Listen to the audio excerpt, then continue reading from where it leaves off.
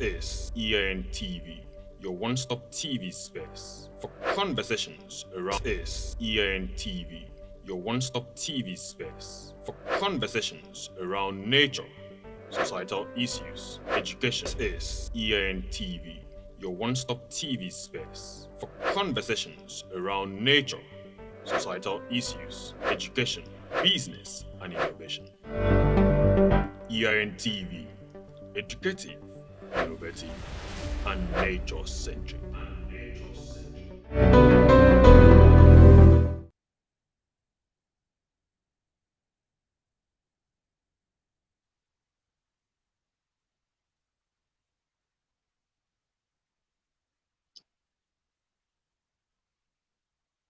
Hello, welcome to Environmental Resort on EIN TV. My name is Ediong Senyenen Dunobog. Today, the weather has been quite clement here in Uyo, Akwa Ibom State, where we operate from. And I trust the weather has been fair to you to wherever you are joining us from.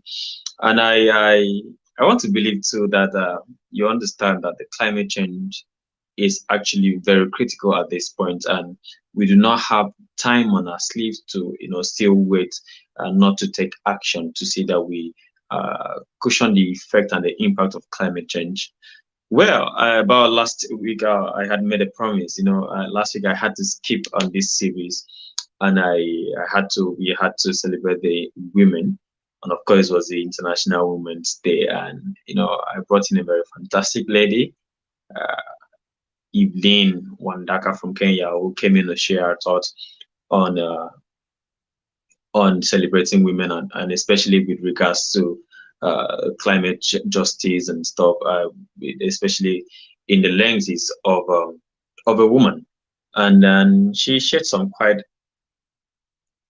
critical stuff, and it was an eye-opening moment for me because I learned a lot of stuff, and I got to realize that so many things happening here in West Africa is also happening in East Africa. So you would say that issues that are Pan-African in nature, and no, you just have to see how we could join force together and see that we combat climate change. Whether you were a man, you were a woman, you were a child, you were a young person,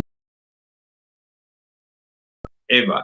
So we just have this, dreaded issues of climate change. And today on the program, remember, I had promised that the West to Wealth series will become a constant part of our program, because I got to realize that there are a lot of opportunities. And if I do 1-3 episode of, or 4 like we are doing today, of the West to Wealth Manager series, it won't be enough. And we'll be losing out, and I may not be feeding you with the right information as I should, or perhaps the latest issues with regards to waste management. So we've decided as a team that West to Wealth will be coming your way almost every time, but this time around we'll just keep the series. Like today will be the number 4 in the series.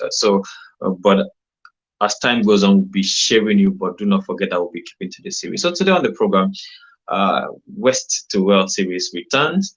And as a promise keeper, I had told us that I would be bringing in a lady to share a perspective with regards to waste management, because a lot of people will be like, is it possible for a woman to go into waste management? Are there opportunities there?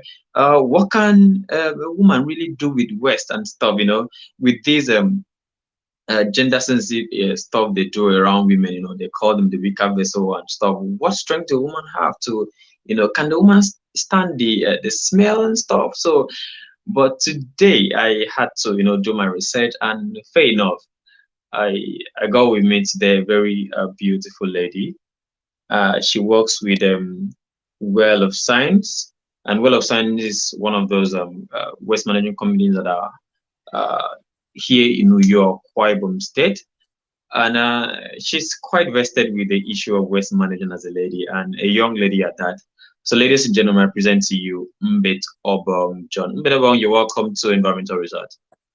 Thank you so much, Mr. Ediong. It's so nice to be here with you. It's my pleasure. I trust you're good. Yes, I'm fine. Okay, so let's get the ball rolling. I think about last week or thereabout, I realized that your organization, World of Science, were in Kenya for the Afri Plastics Summit and Awards, and I don't know if you just have to say a thing because we just have to start on that note, perhaps at a very lighter note. Oh, yeah. We made it to the final stage of the Wow. Afri-Plastics Challenge. I must actually commend Well of Science for the work they are doing in ensuring that we have eco-friendly alternatives to single-use plastics, because Mm. that's one of the major projects we are embarking on, with our flagship product, Shopper's Bag, which Oh wow. is a reusable, recyclable bag that is tech enabled, that allows users to earn points and rewards per Okay. visit in stores. Before you get to talk about the shoppers back, I just want you to tell me what really if you have a bit of information about what happened at the award, would you want to share anything? Did the organization come back with the award? We're really Uh, looking out for a Nigerian company to come back with the award. we didn't come back with the award, but a Nigerian company made it back home with the awards. No, Oh the wow. Afro Plastics Challenge was in three strands. So we had the promoting change category. That is basically for people who are into advocacy, who are running NGOs that are around environmental issues. And then we Mm. had the creating solutions strand, which was where our organization belonged. And then we had the accelerating growth strand, which was basically for companies, organizations who were already in the business and were looking up to scale. So a Nigerian company based in Abuja, Chanja Dati, a waste management and recycling company, came home with the first runner-up awards for the accelerating growth Okay. strand. All right, so congratulations to them. Yeah. Congratulations. Then, but let's get back to the topic of discuss today: waste to wealth. What is really there in waste management for the woman? Is it really possible that the woman? I think we should begin from there. Is it really possible that the woman could venture into waste management? Is it advisable? Now, I think this is going to take me to the part where I share how I got into environmental management.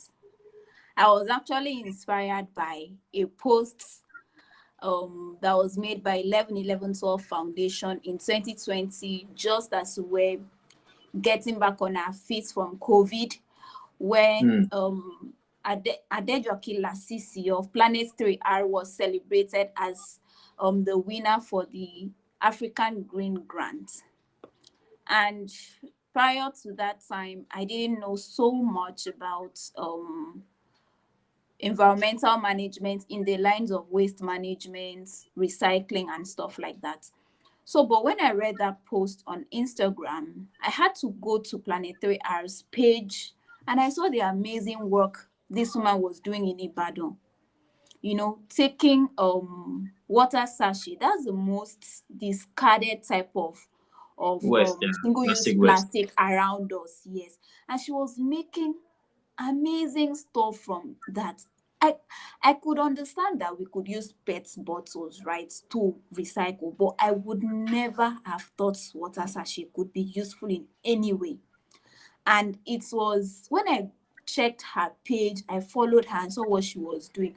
It actually it actually guilt tripped me into, thinking of how I've been handling my waste all along. Hmm. And that for me was what made me interested in now, you know, reading more about sustainability, environmental sustainability, circular economy. Like that's how I started. Just a single post of a woman doing something good in, environmental management, waste management was what triggered me. So yes, it is possible for women to work in the waste management sector. Yes, it is possible for women to work in the waste management sector. And I think I must also point out that when we look at the waste management sector, there are, should I call it strata now or Okay. hierarchy? And Perhaps it means. what I've noticed is that at the lower strata of, say, let's call them informal waste collectors, women are overrepresented. We have lots of women doing that part of the job of waste management. But when it Hmm. comes to decision making roles, that's when you may find, that disparity in numbers between male and female. So on a general note, women can function, women can work in the waste management sector, and women are working. In fact, most of the recycling companies I know around Nigeria, Ecobata, Green Hill Recycling, Chanja Dati, they are run by women. Recycle points, a lot of them. So yeah. Oh, fantastic, fantastic. I like a particular thing I like about your response is how you were guilt tripped by 11/11's post, and that led you to meeting with Dejoke. And then I wish everybody could be, guilt tripped in that way. If we have everyone, around us being guilt tripped in that manner, I believe our environment would have been very clean and our gutters would be Yeah. free from I know, right? I know, right? It would be really free means from something to me. Yeah. yeah. Let's even begin with you. After being guilt tripped, how far so far with your waste management, as a person? What have you been doing so far as a person, not as an organization or working for an organization as Mbetobong? Okay. So I think that with the knowledge I got from going through several resources and then even volunteering, as a person, I was able to manage my waste. Like I used to tell people that personally, I have hacked waste management. Personally, I have hacked waste management. Hmm. Okay. Okay. Between So let's 2021, between 2021 July, from then till now, I have, in fact, I always say this because I realize that it's something that is very doable when you understand the different types of waste streams that you generate, and you understand that a, a lot of them or many of these waste streams cannot be mixed together. You segregate, and that's what makes the difference. Waste segregation for me has been what has made the difference in my waste management journey. So I understand that plastics are non biodegradable, and so I don't mix them with my organic waste. So I okay. separate my tin cans, I separate my plastics from my organics. My organics can go into the bush, decay, become part of manure to help Hmm. plants grow and all that. But when it comes to my plastics, my tin cans, I am very particular about those things because I know that once they get to the environment, they won't decay. And so I Hmm. separate them from source and then take them to, when we used to have these aboki guys, you come around, I would they used to take a lot of my tin cans because I just have to keep it, right? And then my plastics, then I volunteered with plastic culture, so I always take my plastics to plastic culture. And that's Okay. that's for me. That's for me has been how my waste management journey has been. Excellent, excellent. Mbeto, I must commend you. Ladies and gentlemen, this is Environmental Resort on EIN TV. And Mbetobong John has been a fantastic guest. I needed to start with her, talking about the Afro Plastic Summit and awards and what they did as an organization, and, talking about a personal lifestyle as a waste management person. And I know when you get across this, and for the people joining us live, you would understand that this lady is a waste manager personified. But let me get back to you. Let me get back to you. What has been, because I want us to start on this before we get to talk about the opportunities. I don't like when you garnish a thing for people, and then in the process of eating the garnished meal, got to realize that there are stones under. So, Ah, what are the threats? what are the threats for the women gender, the female gender rather, specifically in waste management? Are they threats at all, or that just bed of roses? Now, bed of roses, definitely they are threats. First of all, I would like to point out health and safety. It is a big threat for women in waste management. Now you understand how, should I say, sensitive the women's makeup is.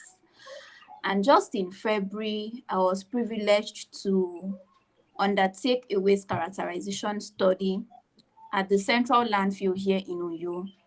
Prior to that time, I used to just know that, well, women pick, PET bottles and stuff like that. I hadn't been to a landfill before. In fact, I hadn't passed by that road before. I imagine how you felt when you got there. Seriously, and when I went there, I remember the first day I almost fainted in that place. No jokes. The smell, the stench from the landfill got to me badly. As a person that is very sensitive to smell, it hurts me that first day a lot. And then I saw a lot of women there, women whom I later got to know literally survive in that landfill from picking recyclables. When I compared what happened to me in one day and looked at them who have worked in that landfill for several years, there are people who are there who told me that their children in school are trained from the proceeds they make from the landfill. Yes. And, getting into discussions with them, one of the things they really pointed out to me was the fact that their health, they endanger their health in the process of the work they are doing. And it is very key to point out, because from the look of things there, they were not properly kitted, no nose mask, old gloves, no boots, safety boots to protect their No feet, PP, no no P, PPE kits, PPE. exactly. And I must really point out the health and safety part of the work in waste management, especially for women who are doing it at the lower strata. As per the informal waste collectors, it is really a big problem. We might want to talk about gender inequality as per women not, getting into the decision-making stage, but a lot of women are not there yet. What the representation of women, the large number of women you would find in waste management are working at the lower strata, either working with recycling companies where they help to sort waste and do other things that precede the recycling proper, right? So they have to make do with a lot of smell and stuff like that. So health and safety is really a threat for women, Okay. in the waste management sector. Okay. So apart from the health aspect of it and the safety aspect of it, you have talked about your experience at the your landfill, and I have been there myself personally, and just like you said, the first day I got there, it was quite. I think I stayed almost in the car till I had to just gather courage and say, "Hey, come on, man up and go to this place." So apart from those two you mentioned, is there any other thing say has been a threat to women venturing into waste management? Stigma, Okay, societal stigma. It's a dirty job. of So course. it's not the kind of jobs that women should do. So a lot of women struggle with Did you say that. it's not a kind of job that women should do, or it's the That's societal? yeah, that's what I'm saying. That's why Okay, I gave that quote okay. sign. Yeah. So there's a lot of stigma that comes with a woman working in waste, right? So myself as a person, I know how many times, like when I started this whole thing, my brother used to ask me that, who is sending you this? Why? MB, why? why are you gathering plastics? Why don't you, do you understand? So it's like you should not be doing this kind of, you should not be doing this kind of thing. That's how a lot of people perceive it. So that's Okay. also another thing that may make women who would maybe have interest in Feel venturing into discouraged. this to feel discouraged. Yeah. Hmm. Okay. Thank you so very much, Mbetobong. It's 25 minutes gone past the hour of 4 p.m. and it's environmental resort with myself, Idionsin and Dunova, and today I have Mbetobong John as our guest, and she's been quite phenomenal. Talking about her passion for waste management and the things she's done so far. And I know you could be a part of this conversation, and your comments will come live on the screen for everyone watching to read. So feel free to drop your comment at any point you feel like doing so. And if you have any question, you can also drop them on the comment section. I will bring that up for Mbetobong to answer to all of them. Feel free to follow us on our Twitter space at TV underscore EIN, and then on YouTube we are EIN TV. On Facebook we are EIN TV, and to our LinkedIn, viewers, thank you so very much for being so amazing.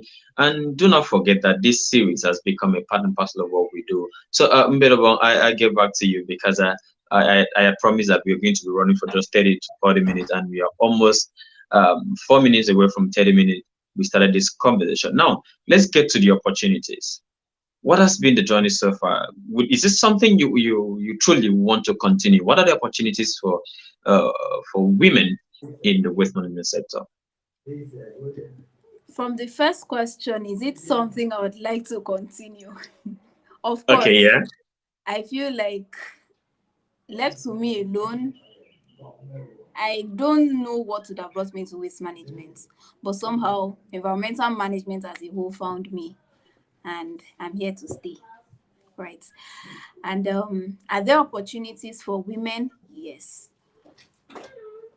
So for the creative woman out there, there's an opportunity for you. For So the can you academic, do us the favor of just highlighting this opportunity? So anybody yes, coming sure. to see this video if now or after will get encouraged to want to venture into the waste management sector, even as a woman. All right. So I said yes, there are opportunities for women. So if you have a creative flair for doing things, there is opportunity in upcycling. So Okay. I have seen a couple of women do this, like turn car tires into beautiful furniture pieces that if you didn't see the process, you would not know, right? Mm, So for creative people, there is an opportunity. For people who want to merge impact and profits, there's a space to venture into social entrepreneurship. If you are also the business money making type of person, there's also a place for you. A recycling company, a lot of women own that. Rita Edehi owns EcoBata. Adejoke Lasisi owns Planet 3R. What's her name now? Sorry, Mariam Lawal owns Green Hill Recycling. So I'm making sure that I point out women who are doing this already. So there are women doing this, and there's opportunity for women. If you're intrigued about the technology side of waste management, there is research and development that you could venture into to help research about technologies that could speed up the waste management process, maybe recycling, new technologies that could make work easier mm. and better. So opportunities are bound. And on the lower strata of it, we still, like I mentioned before, we have women who work with organizations like agencies.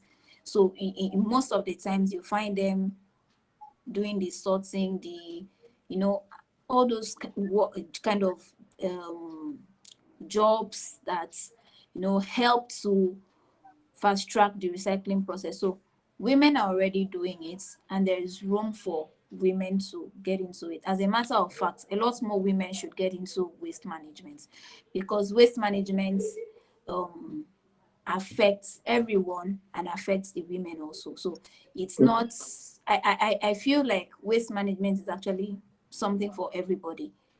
So there's no laying back and feeling like it's a man's job, right? If you have the Absolutely. interest, go for it. Find out the space that fits your kind of interests, and boom, you're good to go.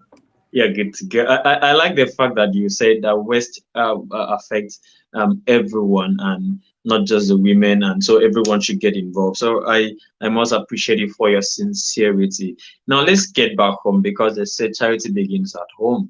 I know you are your person, and are we doing enough? Are we doing enough in Akwa Ibom with regards to waste management? Let's forget about what is happening politically, and let's forget about how even if we were to have any political biases, we'll just have to keep the bias aside and see how we could deal this headlong. So, are we doing enough in the area of waste management in Akwa Ibom? And we with the metropolis, not just the few metropolitans we have around, would you say we're doing enough?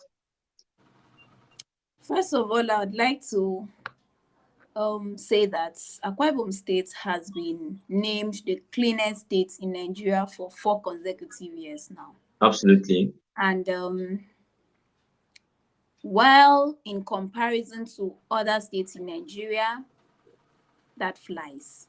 But for me as a person, although I appreciate the efforts of the Akwa Ibom State Environmental Protection and Waste Management Agency, I feel like Hmm. a lot still Still needs has to be to be done. done.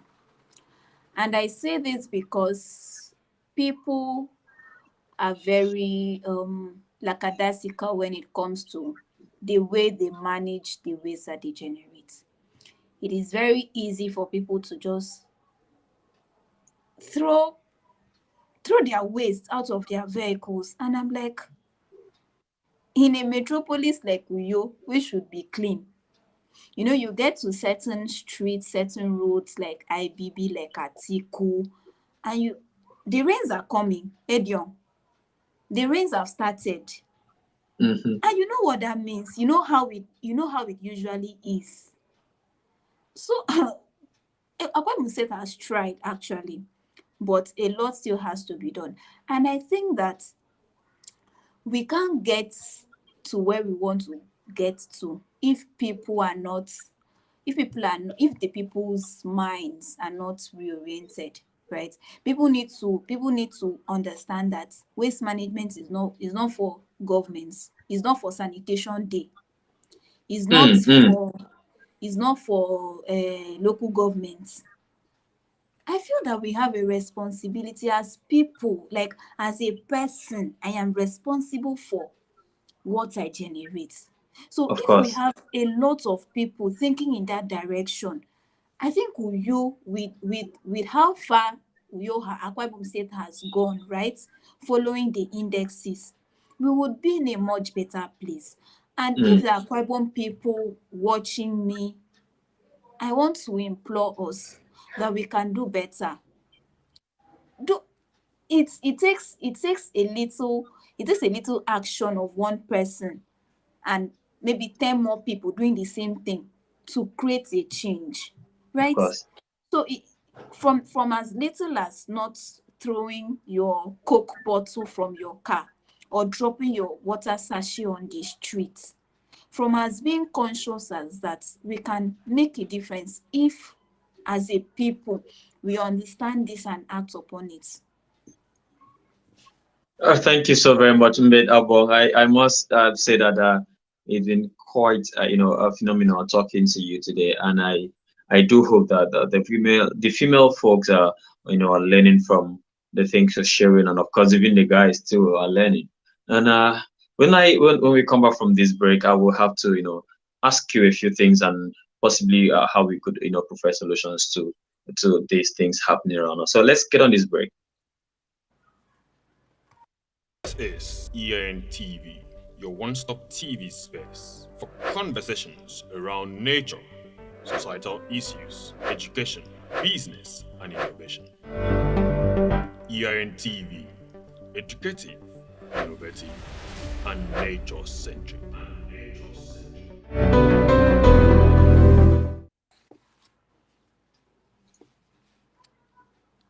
All right, thank you for staying tuned to Environmental Research today on EMTV. My name is Ediong Senyin, and I have as a guest today Mbetobong John, who works with Well of Science Limited, and I want to believe you're learning a lot. So Mbet, before we went on the break, you had talked about people taking responsibility, and at this point, being that time, like I do say all the time has never been our friend. We just see how to work our way around time and see that we become friends with time, so that way time will also respect us. So Mbero, you were so passionate about how people would manage their waste and taking responsibility, and of course with the little things we do by drinking those plastic coke or whatever it is you drink, bottled water or stuff, and disposing of the containers, get into buying stuff with nylon. And of course, recently, I think about 3 years now, not recently, I had stopped collecting nylons from the shop. So long those things are what I can handle.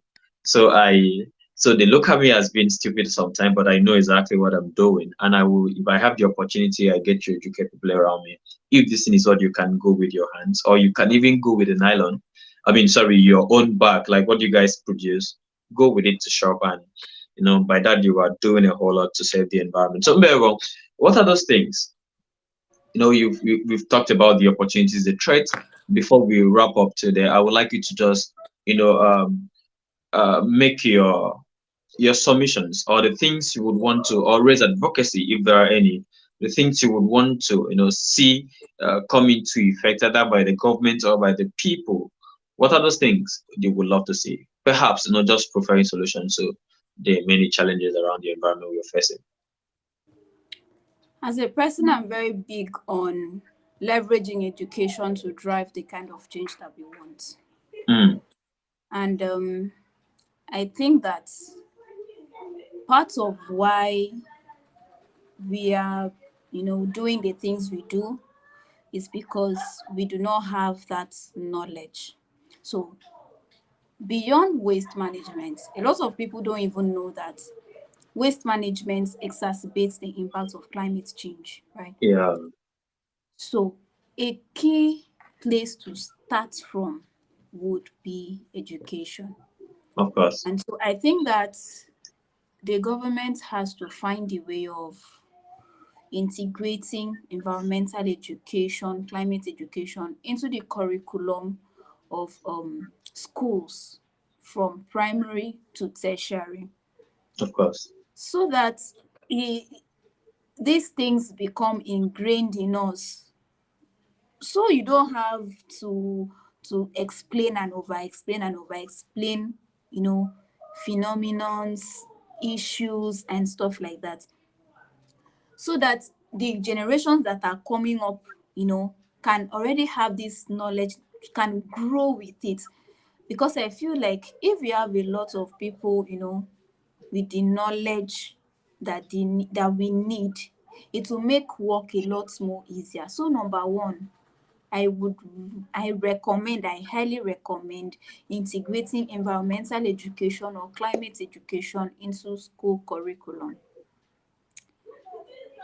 Number two, um, when I look at the environment, and I'm sure this is applicable in everywhere in Africa, the most discarded type of plastic is single-use plastic, right? The bottles, the nylons, and all that. You mentioned something about not getting nylons, in shops when you go to buy stuff. And I think that is a good one because, I mean, where do the nylons go? mm, And it was because nylons are hard to recycle because of the nature of, the plastic is very hard to recycle. So I would also recommend that I don't know if this would be from the government, or but something like, can we get back to the part where people go to shop with their bags? Mm. Can we have retail stores, supermarkets, you know, not offer single-use plastic bags, but encourage people to come with their bags to shop? Because I feel like if even if supermarkets can implement that, it will make a big difference. Imagine that I go to shop and I'm coming out with 3 nylons, and we have like hundreds of people who are going to shop, going out with, and The now ripple imagine effect. that. Imagine if I have to go with my bag, just pick what I have to buy and put in my bag, and several hundreds of people are doing the same thing. Mm. I mean, the amount of plastics would reduce to a considerable extent. So I I think I will use this opportunity to mention one of the campaigns we are running at Well of Science, which is Bring Your Bag to Shop campaign. So what that campaign is about is to encourage people to actually embrace the switch from single-use plastic bags to reusable bags. So you take your bag to shop, you go back with your bag. You are going Mm. shopping the next day, you go with your bag. This will make a whole lot of difference. So I recommend that too. People going to shop with their bags. With the bags. And if the government can, maybe a policy or something that can drive this, because I must also mention that there is little individuals can do, there is little businesses can do, but there is a lot that the government can do. A single policy, fully implemented, monitored, evaluated, can be a game changer, right? So if the government can, help to push this, it will make a whole lot of difference for our environment. And I'll still go back, the last one now, I'll still go back to individuals, because let us be fair to ourselves. Whatever goes out there does not fall from the sky. It comes from humans. It comes from me. It comes from you. So, as a person, let us be conscious of, how we are managing our waste, how we even generate it, right? So if you can reuse something, reuse it. If you do not have an absolute need for something, don't buy it. And if it's something that can be recycled, please recycle it. Mm. Well, we do not have a recycling facility in Akwa Ibom State at the moment. But like I said earlier, my plastic goes to plastic cultured. I've been doing that since 2021. Mm.